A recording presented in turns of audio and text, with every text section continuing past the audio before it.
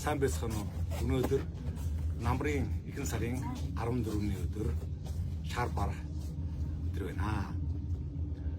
Өнөөдөр би хүүхдүүдтэйгээ мандаа нартайгаа хамт адууга хунгаа тамбалж байна.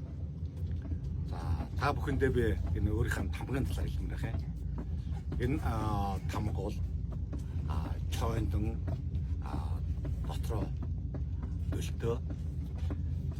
Энэ тамга бол манай хурган дийцэн тамга өөрөөр хэлбэл 1870 оны тамга. Их тамга энэ байгаа шүү. 1870 оны тамга гэдэг чинь юу гэсэн үг вэ гэхээр бол энэ тамга чинь тэгээд манчин тэр үед байсан. Богдхаант Монгол улс бий болоход байсан. Ардын үсгэлийн үед байсан.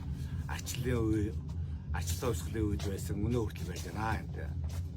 Тэгэхээр энэ тамга маань бол бас цаг хугацааны хувьд бол илэгдээд уяраад тэгээд шинэ тамгаараа тамгалж байгаа.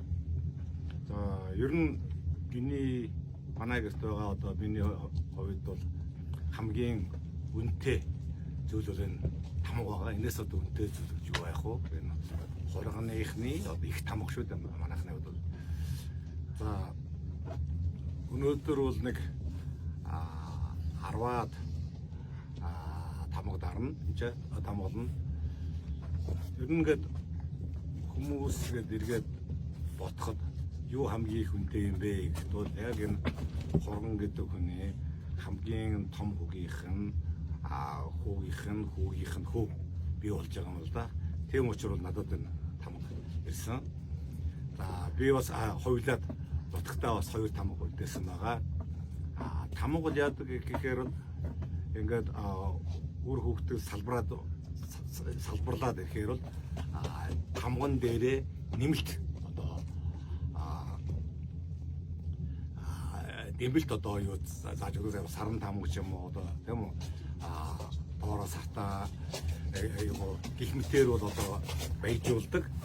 Ямар ч байсан энэ бол манай бол их тамга юм энэ. Хэлмээр болсон.